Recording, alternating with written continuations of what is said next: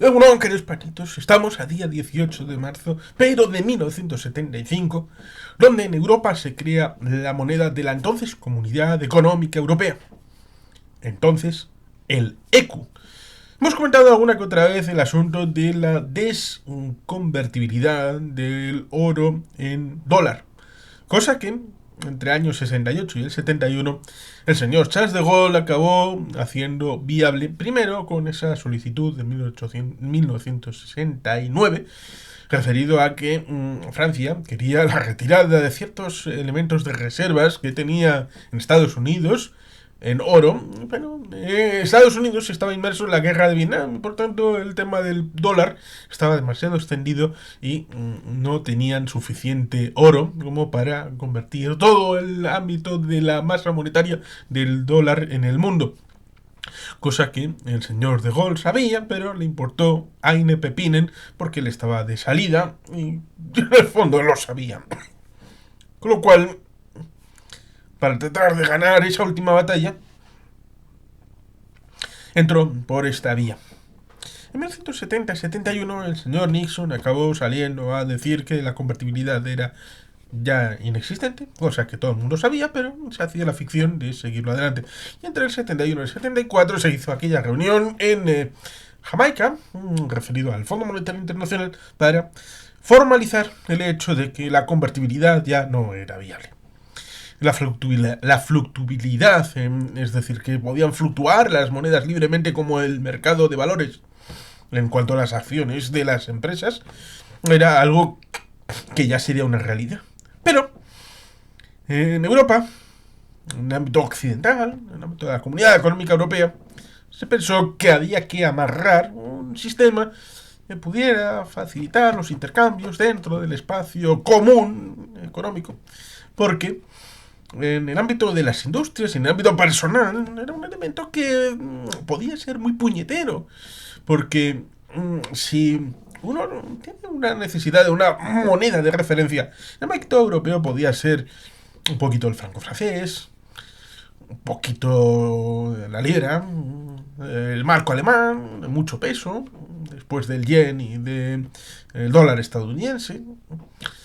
Pero evidentemente había otras monedas en el ámbito europeo occidental y por lo tanto pasar de un país a otro comprando, incluso con el tema de las comunicaciones, entonces cuando tú dabas la orden de quiero comprar tantos francos franceses para pasar unas vacaciones en la Riviera o en donde fuera, había un decalaje. Depende de cómo hubiera fluctuado la moneda de un día a otro, pues podías comprar más o menos. O el resultante, cuando llegabas al banco y... A ver, ¿cuántos me han mandado? Pues...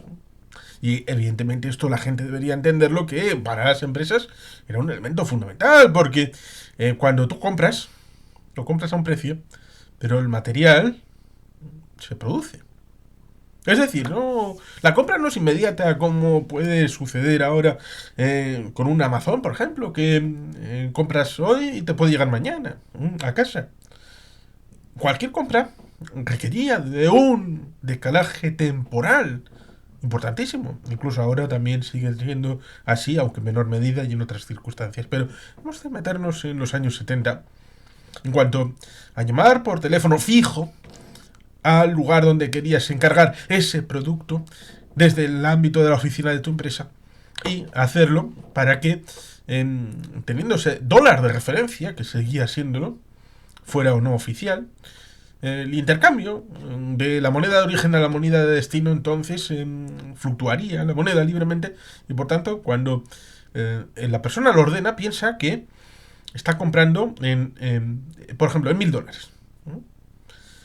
Y podría ser la circunstancia de que de ese momento a la fabricación y entrega, pues el dólar se hubiera apreciado o depreciado, con lo cual puede ser más o menos. Pero lo más habitual podía ser que el dólar hubiera tenido un nivel de transitividad contrario a los intereses de la propia empresa y por lo tanto el cargamento, ¿no?, en definitiva saliera más caro. Y por tanto, la fluctuabilidad de ese dólar ha perjudicado a la empresa que quiere fabricarlo dentro del espacio de ese país o del espacio europeo, cuando tal vez haberlo comprado directamente en Estados Unidos como producto terminado, pues hubiera tenido menor nivel de cargas o de falta de seguridad a la hora de esa volubilidad de la moneda, con lo cual una garantía de un mercado interior que pudiera tener una moneda común a la hora de establecer esos intercambios, si bien todavía no era el euro, era el ECU, que era una cesta de monedas, que había una participación por porcentaje de penetración de la moneda en espacio común, por lo tanto dependía todo eso, pero la cesta de monedas con el marco URE de convergencia, que había una banda exterior, luego una banda interior, sobre todo a partir de 1992, tenemos todo ese bagaje que comienza precisamente aquí, en el año 75, luego el espacio de convergencia con el ámbito de la política común tendente a todo esto sería en 1979, es decir, 4 años después, y por lo tanto ahí tenemos un elemento interesante, sobre todo cuando hay gente que le da por pensar que el ECU, el euro y todo esto de las monedas únicas es una filfa, se puede salir uno tranquilamente del marco del euro porque no hay ninguna consecuencia práctica en la vida diaria, más allá del hecho de que hace ya 22 años, por ejemplo, que la peseta literalmente no existe, es decir, revivirla sería literalmente revivirla, es decir, hacer una moneda nueva llamada peseta. Y como la peseta, pues todas las monedas que desaparecieron físicamente en el año 2002. Y que ya habían desaparecido digitalmente en el año 1999. Por tanto, ya estamos a un 25 aniversario cumplido ya de aparición del euro digital. El 1 de enero de 1999. Y el ECU, tenemos esa situación en donde la transición desde ese ámbito general de lo anclado al dólar, primero era la libra dólar, libra oro y luego el dólar oro, que curiosamente en los años 20 el gobierno británico trató de pervivir la libra oro a una costa de tratar de hipotecar su propio futuro, lo cual derivó también en una dificultad del imperio a la hora de la supervivencia, un poco como están tratando los rusos dentro del espacio de las sanciones en el ámbito de la guerra de Rusia en Ucrania, están tratando de mantener el rublo artificialmente alto con respecto a lo que serviría en un marco en donde fluctuara libremente, cosa que evidentemente el rublo dentro de la Rusia existente actualmente eso es absolutamente imposible. Por no hablar del yuan chino, el renminbi, que no está físicamente fuera de China y que no hay posibilidad de comprar nada con el renminbi fuera de China. Nada. Ni el yuan, ni el renminbi, ni ninguna moneda china está convertible al ámbito exterior. Por eso tienen dos monedas, una supuestamente interior y otra exterior. Pero bueno, eso es harina de otro costal. Simplemente mencionar el hecho de que este euro que tenemos actualmente tiene incidencia porque se ha construido todo ese relato de décadas, van para 5 décadas, desde el 74 hasta el 2024, con una trayectoria larga que uno puede visualizar en cuanto compara con el hecho de que, por ejemplo, Ecuador se dolarizó. Se dolarizó incluso incumpliendo su propia constitución cuando en el año 2005 más o menos se suponía que la moneda seguía siendo otra constitucionalmente hablando y posteriormente se actualizó legislativamente todo eso, pero el dólar fue la moneda oficial desde el año 2002, más o menos, a comienzos del siglo XXI. Actualmente, en Venezuela, la moneda oficial de curso legal no es el dólar, pero de oficio lo es. Y en buena medida, el peso argentino ha dejado paso en buena medida al dólar, que tiene muchos y variados cambios extraoficiales en el ámbito de la realidad de Argentina. ¿Por qué digo esto? Pues porque evidentemente la transformación de una moneda en otra conlleva mucho tiempo y mantener una moneda particular puede generar agujeros por donde se cuele monedas más fuertes. Y esto ha pasado incluso en regímenes que querían a toda costa el mantenimiento de una moneda propia. Y hacer una común tampoco es tan fácil. El sucre, que podía haber sido un arma común en el ámbito sudamericano, dicen que el señor Moneder estuvo haciendo un informe que nadie ha visto acerca de la posibilidad de la introducción del sucre como moneda común del sur. Lo cual, ciertamente, teniendo toda la disponibilidad y los recursos que tuvo esa Venezuela de Hugo Rafael Chávez Frías, demuestra que es complicado amalgamar una serie de intereses particulares de los diferentes estados para generar un espacio en donde una moneda común pueda tener esas evoluciones, sobre todo teniendo en cuenta que el euro nació un poco cojo, pero esa acogida tiene mucho que ver no solamente con la propia evolución del sistema económico monetario, sino también con el hecho de que fracasara la Comunidad Europea de Defensa. ¡Oh, euro y defensa! ¿Unidos? Sí, sí, sí, sí. Tiene que ver, porque si en el año 1954 no hubiera negado el señor de Gaulle su apoyo en la Asamblea Nacional Francesa a lo que era la Comunidad Europea de Defensa, entonces habría derivado la creación no solamente de un mando común europeo para el ámbito de la defensa, sino también un mando político que hubiera supervisado al mando militar, y por tanto ahí habría habido una política común europea desde las estructuras más integradas. Eso antes del Tratado de Roma de 1957, que abrió la posibilidad de la Comunidad Económica Europea y de Euratom. Por tanto, las posiciones de cada personalidad o liderazgo tienen bastante que ver. Por ejemplo, cuando el señor Churchill estuvo en el Congreso de La Haya, 1948-49, con una postura súper europeísta, que perdió cuando volvió a ser primer ministro entre 1951 y 1955. El interés patriótico por encima de los intereses personales, incluso ideológicos. Y por tanto, volviendo a Lecu, evidentemente, las empresas, las familias, las personas tienen importancia a la hora de afrontar todos estos desafíos que desde el 75, pasando por las evoluciones del año 81 con el Club del Cocodrilo, reflexiones que fueron incorporadas en parte en el Acta Única Europea del año 86 y luego en Maastricht 93, en la zona de Ámsterdam 1997, entrando en vigor en el 99, el Tratado de Lisboa del año 2010, antes Niza del año 2001, antes de aquella reunión en Laken en diciembre del año 2001 que abrió la posibilidad a la Convención Europea que presidió Giscard d'Estaing con la fallida Constitución Europea, que lamentablemente no pudo entrar en vigor, pero habría sido un avance espectacular. Es tan grave lo de la Constitución Europea como el tema de la Comunidad Europea de Defensa, que no pudo entrar en vigor tampoco.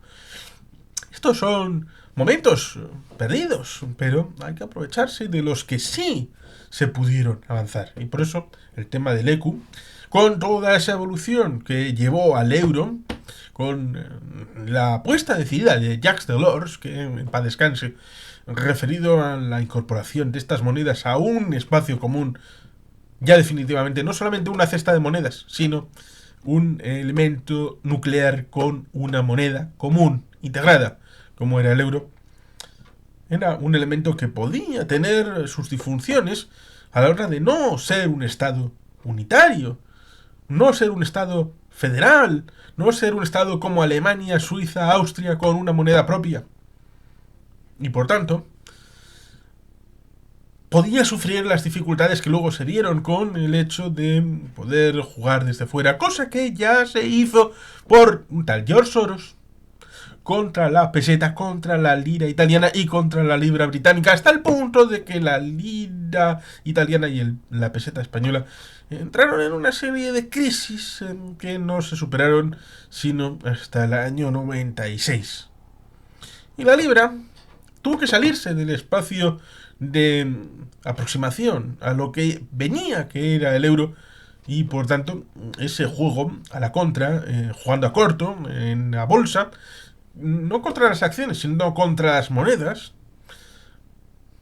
era algo que acabó teniendo su impacto porque los británicos iban a entrar en el euro, pero ya desde este momento se desengancharon, primero en el ámbito económico y después en el ámbito emocional, cosa que seguramente si los británicos vuelven, que volverán a la Unión Europea. No sé si como ingleses o como británicos. No sé si Irlanda estará reunificada antes de que vuelvan los británicos. No sé si Escocia entrará por su lado a la Unión Europea del otro lado de una frontera que esperemos solamente sea virtual con los ingleses y los galeses. Cuando vuelvan estarán obligados por la negociación que se planteará para que los británicos adopten el euro como moneda porque estuvieron fuera en un output que otros no tienen.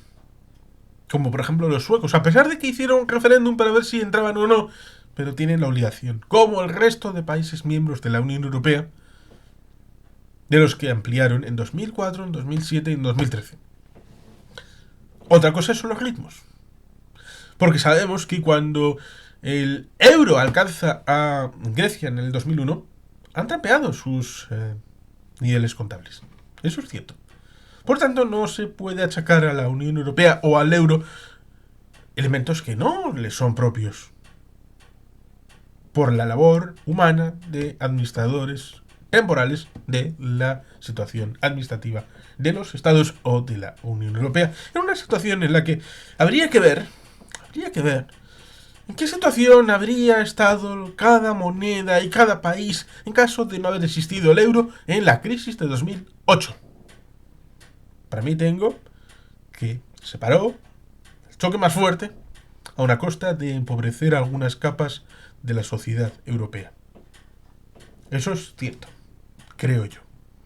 Que hubo esa contraindicación, pero la medicina funcionó, aun cuando hay que aprender, mejorar, y por tanto, un día como hoy que hacemos esta mirada hacia atrás, hacia el ECU, hacia esa Europa que unificaba poco a poco su moneda dentro de la Comunidad Económica Europea, a partir de Maastricht es Unión Europea, del tema de los tres pilares de Maastricht, y ahora tenemos una unidad en lo de jurídico-político, porque todo es Unión Europea.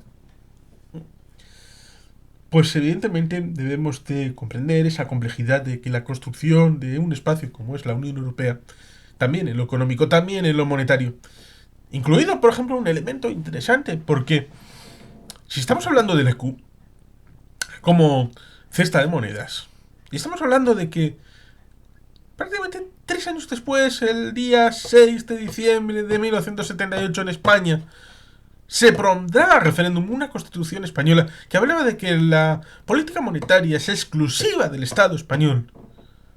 Exclusiva. Y luego, mirando hacia atrás, tenemos el tema del ECO, que avizoraba que en algún momento del futuro habría una unidad económica monetaria. Cosa que, a finales de los años 80, el señor Jacques Delors impulsó definitivamente. Y que a comienzos de los años 90 se plasmó en cosas concretas. Que a partir del año 96 en adelante, 95, 96, se empezaron a poner las condiciones para la participación en el euro. Y que en el año 97, 98, en Madrid se pondrían definitivamente en negro sobre blanco las capacidades para que entrara en vigor el euro virtual el 1 de enero de 1999. Y que el 1 de enero de 2002 entrara en vigor el euro físico. 3 años después. Por tanto, resulta curioso enlazar el hecho del dogmatismo de algunos a la hora de establecer unas políticas en determinados estados, en el reparto competencial, siempre tratando de escamotear hacia abajo, y resulta curioso porque no les costó ningún problema transgredir el hecho constitucional de la exclusividad del Estado referido a la elemento de unidad monetaria y de gestión del hecho monetario. Lo mismo que tampoco con el tema de pesos y medidas. Ningún problema. Hacia arriba. negociándolo en el Coreper, en los consejos de ministros, a nivel europeo, donde no hay una cesión real de algunos aspectos, sino una compartimentación, porque el Banco de España sigue participando del ámbito del Banco de Europa, del Banco Central Europeo. Con ese porcentaje, lo mismo que el porcentaje de participación en el ECU, está el porcentaje de participación en el Banco Central Europeo de los bancos centrales de los países miembros del euro. Y como tal, ahí está Luis de Guindos como vicepresidente del Banco Central Europeo, representando a España. Por tanto, este bagaje, debemos entenderlo, habitualmente a nivel macro, pero también a nivel micro, empresas, particulares. La ausencia de aduanas internas a partir de 1993 es un elemento importantísimo para comprender ese espacio. Y por tanto, esas transformaciones hacen que a veces nos olvidemos cómo era el mundo en 1974, incluso en Europa occidental.